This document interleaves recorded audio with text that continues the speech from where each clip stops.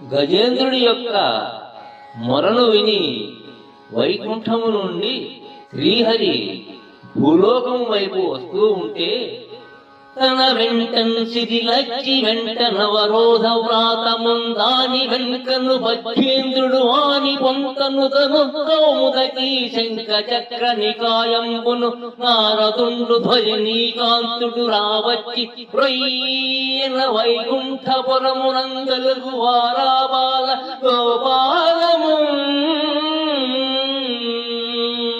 తన వెంటన్ సిరిలచ్చి వెంట నవరోధ వ్రాతముందాని వెంకను భక్ష్యేంద్రుడు వాని పొంతను తను కౌముదకీ శంఖ చక్ర నికాయంబును నారదుండు ధ్వజనీకాంతుడు రావచ్చి రొయ్యన వైకుంఠపురమునందలుగు వారాబాల గోపాలము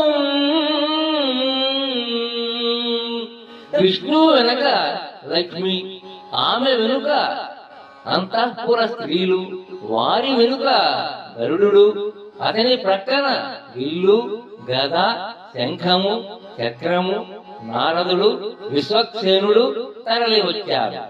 వారి వెనుక మొత్తం వైకుంఠపురంలోని ఆవాల గోపాలము కూడా తరలి వచ్చింది. ఈ దృశ్యాన్ని ఊహించుకుంటేనే ఒళ్ళు పులకరించిపోయేలాగా ఉంది కదూ.